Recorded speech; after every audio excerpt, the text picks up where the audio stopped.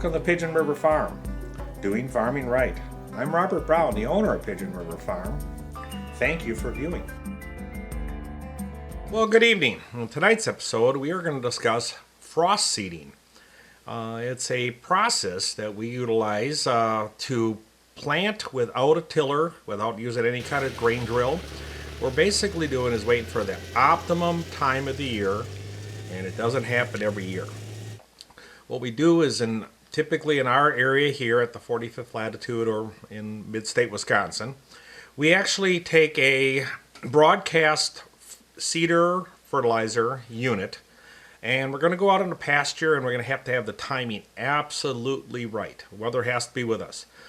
So the snow has to be off the pasture, and we have to have the ground frozen, but it has to thaw during the day.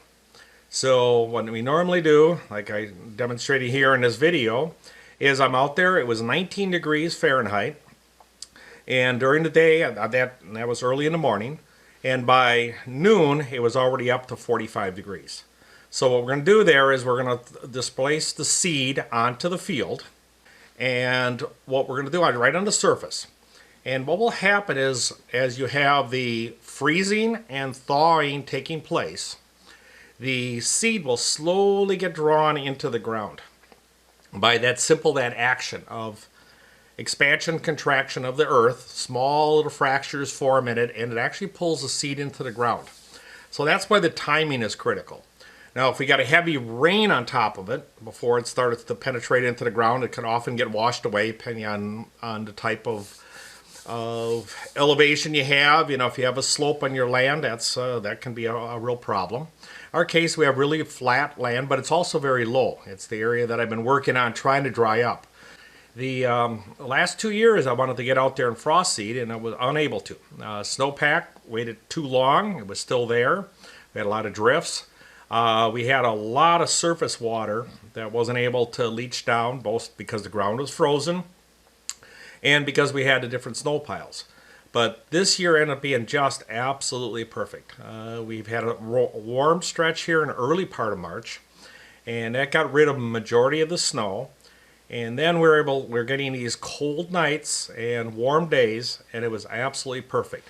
So I'm anticipating having a very good replanting. And the logic behind it is that we are not going in and tilling the ground, or even a case like I did last year in another field, I was using a no-till drill.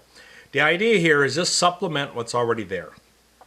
We have some areas that were damaged from the cattle because of the rough conditions of all the flooding over the last couple of years.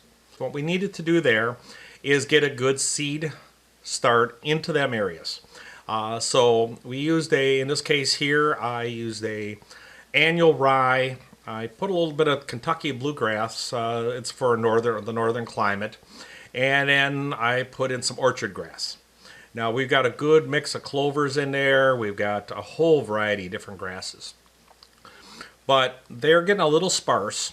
And so utilizing the frost seeding methodology has worked well in the past. Not every year. This year was just perfect. So I'm anticipating very good results.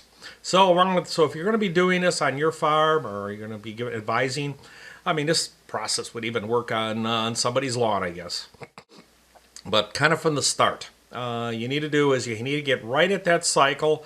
We're going to have days that are above freezing, nights that are going to be down, typically in the low, maybe below 20 or 30 degrees.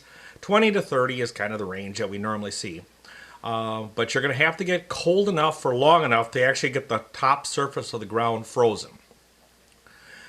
Seed density and so on, that's strictly your choice. And also the type of seed. Small grass seed works real well, so will stuff for like clovers and so on. Where the issue is, you're going to try any larger diameter seeds, that ain't going to be successful. So we've put this in, we spread it, now it's just letting Mother Nature take her course.